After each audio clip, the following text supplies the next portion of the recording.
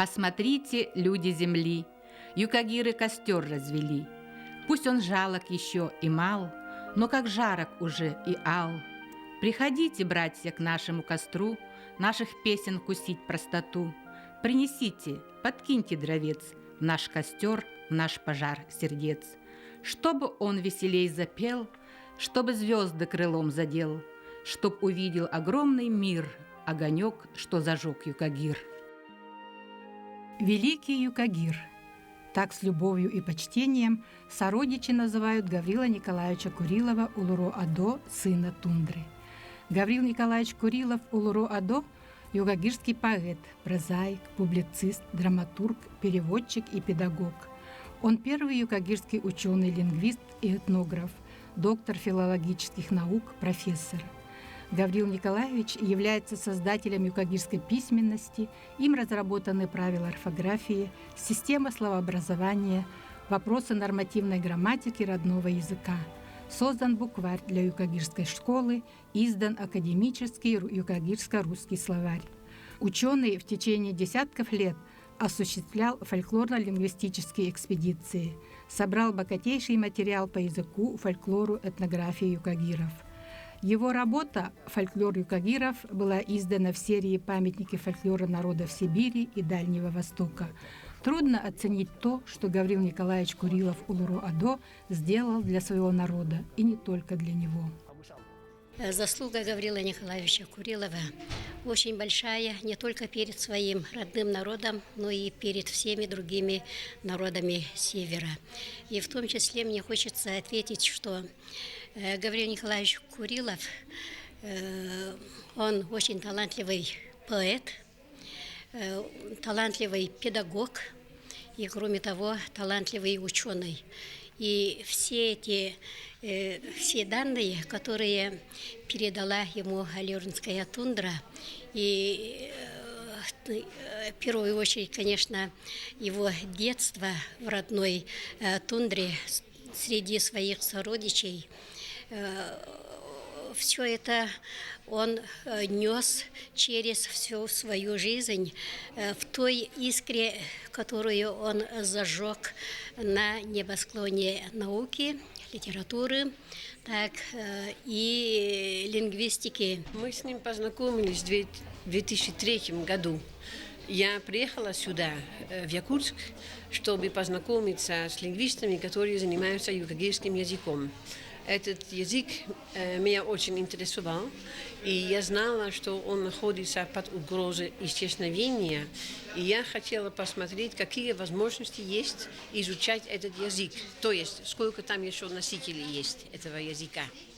И, значит, я сразу, конечно, попала в этот институт, в Институт проблем малочисленных народов Севера, и там мы с Гаврилом Николаевичем познакомились. Но до этого я его уже из литературы знала. В основном я его лингвистические работы читала. Он еще написал в 2006 году, по-моему, книгу «Современный юкагирский язык». Я эту книгу, естественно, очень тщательно изучаю и до сих пор изучаю. И то, что он писал, публиковал о своем родном языке, это просто фантастика. Это очень хорошо. Словарь, например, он писал словарь юкагирско-русский, но словарь, как правильно, дает слова, да? Может быть, там разные значения есть, может быть, одно значение, и все. Но что он делал? Он каждому слову дал предложение. Так что каждое слово в словаре имеется в контексте. Но это прекрасно. Таких словарей, к сожалению, очень мало. Гаврил Николаевич Курилов пока что единственный из мужчин-юкагиров, который дожил до почтенного возраста. Ему исполнилось 84 года. Мы навестили его на даче, где он проводит каждое лето. Гаврил Николаевич был очень рад встрече с нами. Мы с ним поговорили о многом, вспомнили об общих знакомых. Он даже сыграл нам на своем стареньком баяне и поделился некоторыми памятными эпизодами из своей жизни. Я не могу найти.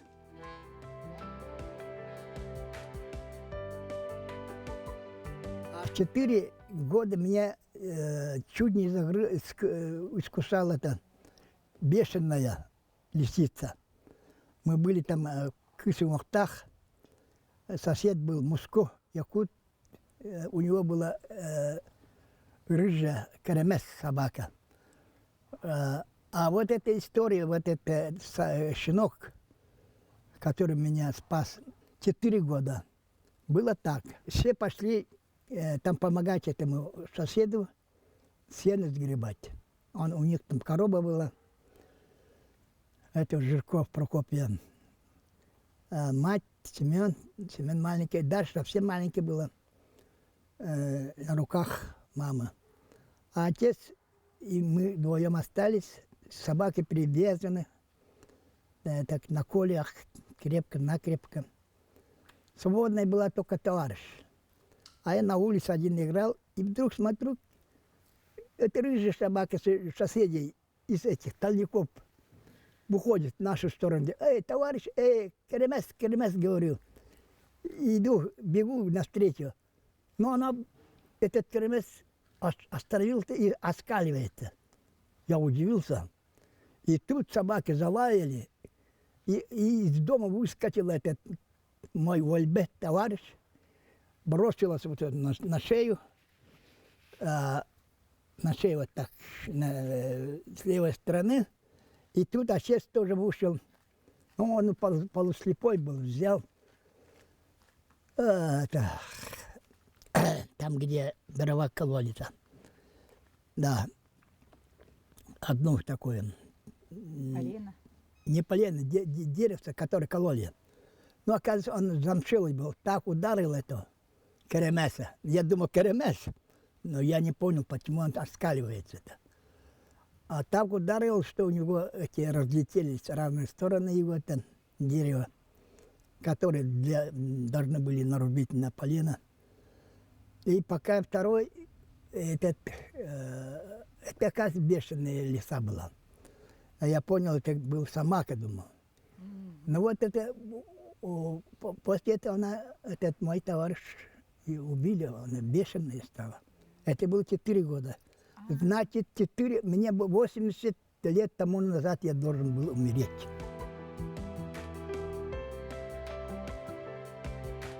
У нас в колхозе не было, не хватало людей. Это во время кори в 1935 году 20 парней погибло в этом школе Харталья от кори. Поэтому мальчиков не было, нас отправили ребят чуть-чуть постарше стадо пасти. Я работал с 49-го года, 2 года, 49-й, 50-й пастухом работал. Зимой и летом. Да, это трудная работа. Даже у меня поэма одна так начиналась. Видишь, как блестят от пота лица пастухов. Это трудная работа, не для слабаков. Лишь усталости давящий, испытавший груз, понимаешь настоящий жизни вкус. Вот одна поэма так начиналась.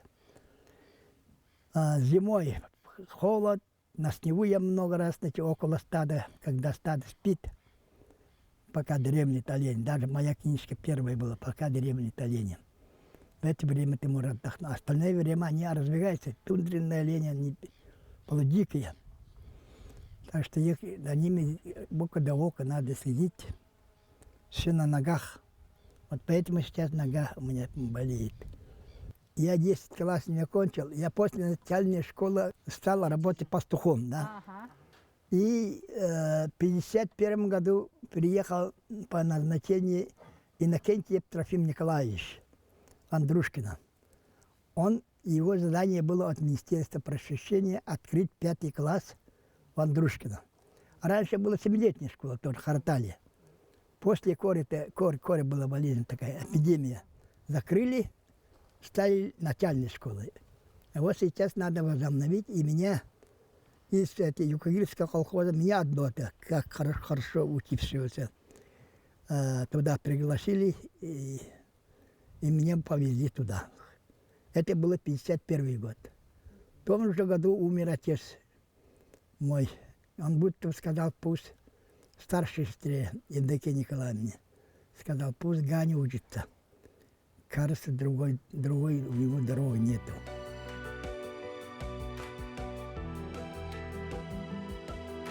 Я поступил-то сначала в педучилище.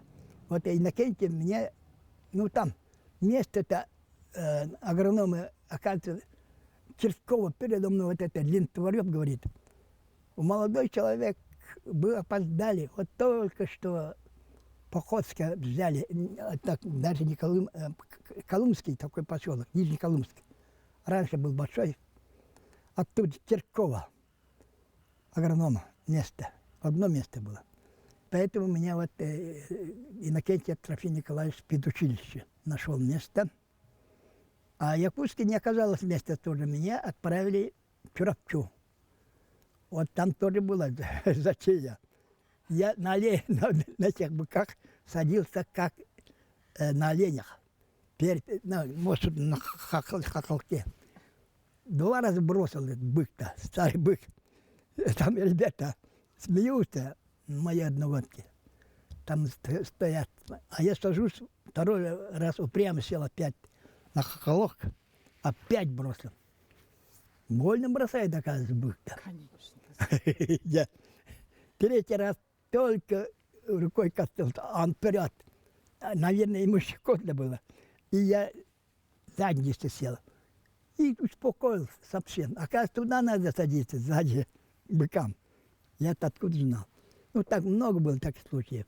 Потом Чурачинское педучилище закрыли. Нас всех 3-й и 4-й курс привели в Якутск. Якутское педучилище.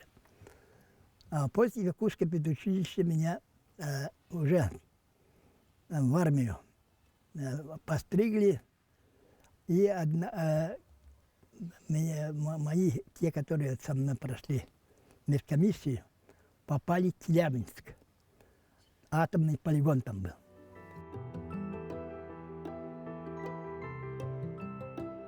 Одно и то же время я сдавал Герценский, потому что там поступил мой учитель Иннокентьев, оказывается, физик. Он написал письмо в Министерство просвещения, там в этом году оканчивает Курилов, хорошо учился, пусть давай туда направьте. И, я-то не знал, но я сдал экзамен. Вступительные экзамены, одновременно в военной комиссии проходил. Я написал письмо, когда экзамен дал, нас должны были отправить в Челябинск, в армию. Да. И я написал, я представитель малотечного народа. Хочу заниматься родным языком, юкагирским языком. Да, никого нет, никто не изучает. Я написал такое письмо. Наверное, трогательное было, не знаю. Короче говоря, она добилась, что мне дали отсрочку на 2 года. И я поехал на Герценский институт имени Герцена. Мы ночью пришли туда, в Московский вокзал, и тоже там искали, где Жилява, улица Жилява, там общежитие северных студентов. Одна бедная. В Якутске тоже, кстати говоря, одноногая, которая костыляк была, одна нога, вот такая, до педучилища нас довела. И здесь тоже попалась женщина в Ленинграде. И села, говорит, садитесь, сядем автобус, да, автобус. И вот сейчас выходим, давайте идите за мной. Я провожу, как раз я дальше, там мой дом. И вот привела в Жиляво. И мы легли спать там. Утром просыпаюсь. Вдруг такой стон слышу за окном. А наш-то предупреждали, там очень быстро заболевает. Так что там берегите себя. И умирает, мол. Вот это воспаление легкое или что такое. Я слышу за окном, кто-то стонет. Я говорю, ребята спят мои, которые... Ну что ж, из тебя кит тут? Из тебя это будет пиндер. Химера то, такая маттер. Почему так никто не заботится, говорим. Кит диктана. И тут проснулся, тифус, НИФ. Он работал уже, не учился. После 10 лет он в мореходку пошел, оказывается, вот, ночевать приходил. И я говорю, слушай, как тебе так, Леонид, говорит, вот кто-то там умирает, стонет. Да? И вдруг как захохочет. Ты что? Человек умирает, мы говорим. Он болеет, так что там, неужели нет их соседей или кого-нибудь? Надо же врача вызвать его. Да нет, это голуби. Голуби? Оказывается, моркуют, оказывается. А я-то думал, это кто-то стонет так. Страшно, бедный, кто там мучается, думаю, своих разбудил. Они тоже стали переживать. И потом это Леонид. Самое главное было то, что он захохотал сначала. Это еще меня рассердило. Что такое, говорю? Да нет, говорит, это голуби. А что такое голуби? Ну, такие птицы бывают. Мы-то не знали голуби, что такое. У нас-то нету там.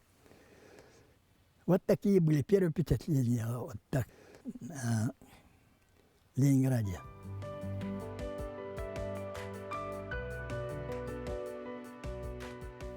Дело в том, что травму получил. Я хотел стать мастером спорта по вольной борьбе. Лежал в Куйбышевской больнице. Да, и никто не приходил. Я читал, и в одной там военный сдат был. Посмотрел, там наружу была нарисована такая черно-белая, симпатичная такая девушка, которая дождалась, но не дождалась. Почти тоже, как потом получилось, как у Майи. А у него был друг Володя Петров, в армию тоже пошел, и потом со мной там встретился. А я видел этот, такой похожий на обложке военсдата. Я понял, это что ли? И мы так познакомились. Там был, я приходил Борис, немец. Да, мастер спорта по самбо. Я хотел заниматься самбо, еще немножко занимался. Но это самбо было спортивное самбо. А мне хотелось боевое самбо. Такими удушающими приемами и так далее, и так далее. А капетта. Вот к нему прихожу, у него жена была Лена тоже. Белая, ну, такая плосколицая, ну, немка. И вдруг заходит, постучав, точь, девушка открывает, Лену зовут. Я посмотрел на нее, точно, как та девчушка на картине военсдата. Я выбежал с ним. Они там что-то говорят, я подошел. Вы кто, говорю? А вы кто? Да, у меня книги в больнице я вышел, говорит, там не видел. Такую похожую на вас. А мало что бывает, говорит. И что? Ну, не знаю, говорю. Просто меня заинтересовало, как это такое совпадение. А ну давайте, молодой человек, вы нам мешаете. Ну, я пошел обратно к Семена Капетта. Я говорю, он говорит, да, не знаю, Ганя. Это Лена, они ходят. Ну. И вот так познакомились. Женился тогда, это Майя. У нас 3 сына было. Вадик военное училище кончил, в Тетинской области служил. И там то ли утонул, то ли, ну, там он не умел плавать. Алик Альберт, мастер спорта по дзюдо и по боксу. Он в Ленинграде живет, в Санкт-Петербурге сейчас. Андрей, мастер спорта по карате, тоже борец. Он окончил с отличием Ленинградский университет. А Алик окончил Гершинский заочно окончил потом. Они в Ленинграде живут. Вон дымка выструится за рекой крутой, то исчезая, то преображаясь снова, как память об ушедшей юности и той, любви моей, утерянной давно. Струится, еле издавая тонкий вой, и все же долетает до меня она, пронзая сердце острой болью и тоской по тем давно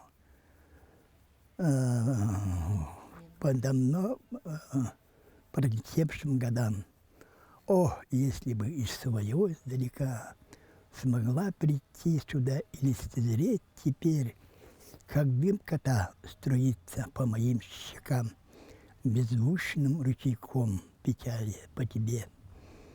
Но нет, былое не вернешь уже наш мир, оно ушло навеки в мир иной.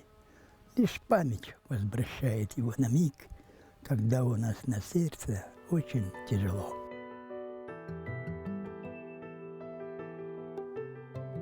В 70-м году я должен был погибнуть. Это Батагая, когда там самолет разбился. После этого я, как же так говорю, если бы я погиб тогда мне было 302 года. А те Кадулока убили, ему было 301 год. А он известный за это время. Он роман «Попович. Жизнь Первого Старшего» докторский писал. Он кандидат экономических наук был. Книги успел делать. А я 32 года. У меня одна книга.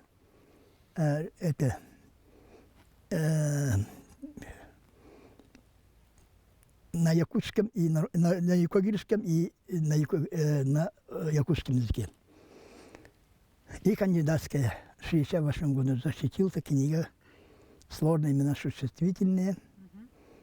Вот. Это интересная защита была. Целый час первый оппонент Арест Петрович меня критиковал. Это он был заведующим Алтайским сектором тогда. Там Вера Ивановна работала тоже.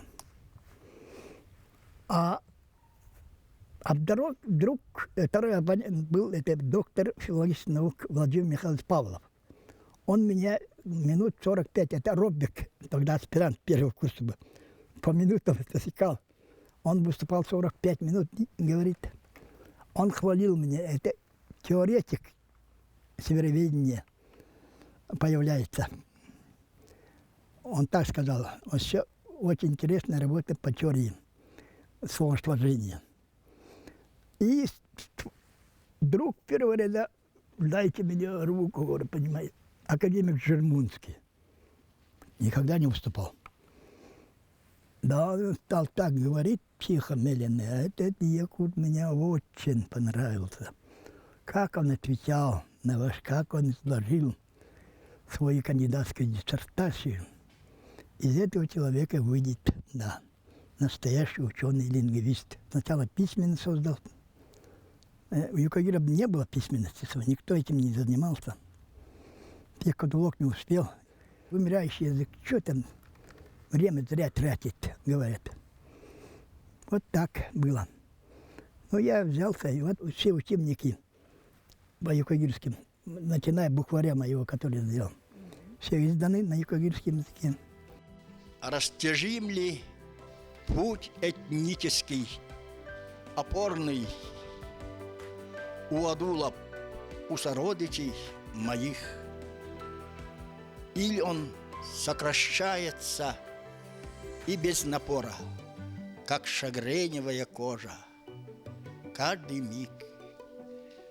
Не узнать мне это, но твержу я снова, духом предков гордым сердце окрылив, и вдыхая аромат родного слова, путь народа сможем мы продлить.